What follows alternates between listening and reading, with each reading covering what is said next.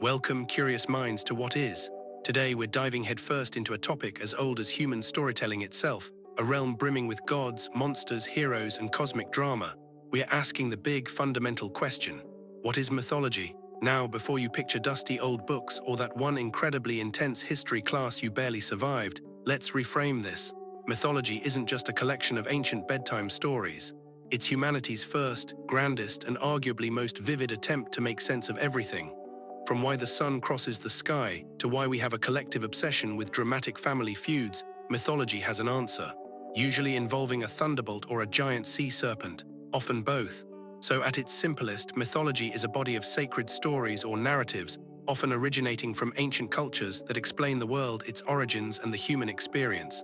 Notice I said sacred, that's key. These weren't just made-up tales for entertainment, although they were certainly entertaining. They were for many cultures the absolute truth, the gospel, the foundational operating system for their entire reality. If you asked an ancient Greek why the seasons changed, they wouldn't pull out a textbook on axial tilt. They'd tell you about Persephone, Hades, and Demeter. And frankly, it's a much more dramatic story. For philosophy, before your perpetually confused history teacher, humans looked at the world and saw a lot of unanswered questions. Why does the river flood? Why does the volcano erupt? Where do babies come from? And perhaps the most pressing question of all, what's the deal with that really bright thing in the sky every morning? Mythology stepped in, offering explanations that were not only compelling but also infused with a sense of order, meaning, and often a healthy dose of divine intervention. Because, let's be honest, blaming Zeus for a bad lightning storm is way more satisfying than blaming a low-pressure system. But mythology is more than just explanations for natural phenomena. It's also about origins. Every culture, it seems, has a creation myth. How did the world begin? Was it hatched from a cosmic egg, spoken into existence by a primordial deity, forged from the body of a giant frostman? Yes, yes, and absolutely yes, depending on where you parked your mythological RV. These stories give us a sense of belonging, a lineage, a place in the grand narrative of existence. They tell us where we came from and by extension who we are. And by who we are, I'm not just talking about our species, but our values, our moral code, our very sense of propriety. Mythology is essentially the earliest form of moral instruction. Don't be too proud, or a god might turn you into a spider. Don't steal fire, or you'll be eternally plagued by an eagle. Don't open that box, Pandora, seriously, just don't. These narratives provided cautionary tales, celebrated virtues like courage and wisdom, and outlined the consequences of hubris and defiance. They were the world's first "don't be that guy" guides, often featuring a lot more divine smiting than your average etiquette manual. So what are some of the typical ingredients in this fascinating mythological stew? Well, you usually have a pantheon of gods and goddesses, each with their own portfolios: love, war, agriculture, strategic napping. Then there are the heroes, often semi-divine, tasked with impossible feats and possessing a glaring character flaw or two.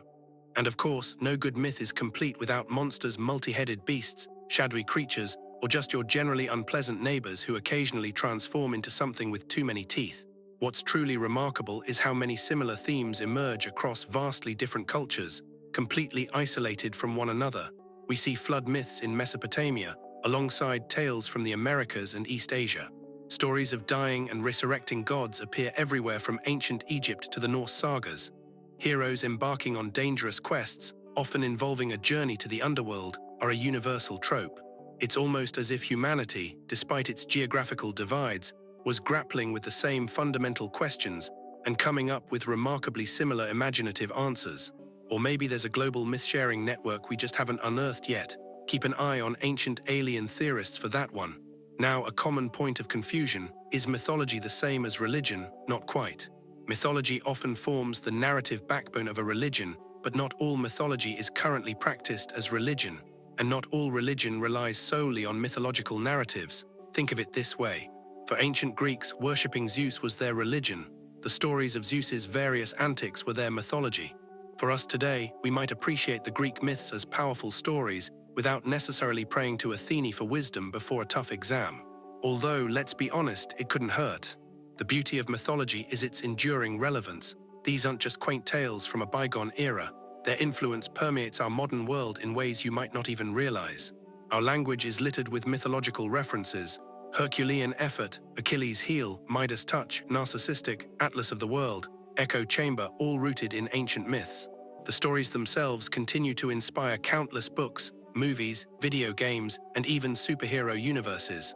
What is Batman if not a modern hero battling his personal demons and a rogue's gallery of mythological proportions? What is Star Wars if not a classic hero's journey in space? Even psychology looks to mythology.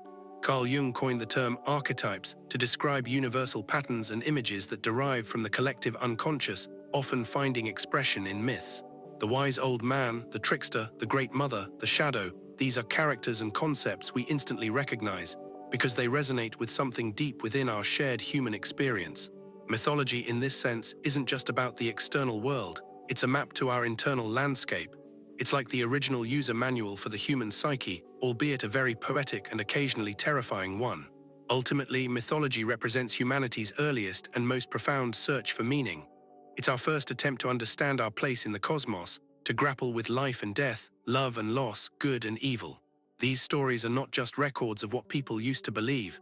They are testaments to the power of human imagination and our eternal need to tell stories, to explain, to teach, to inspire, and sometimes just to entertain us with a tale of a hero who definitely should have looked where he was going.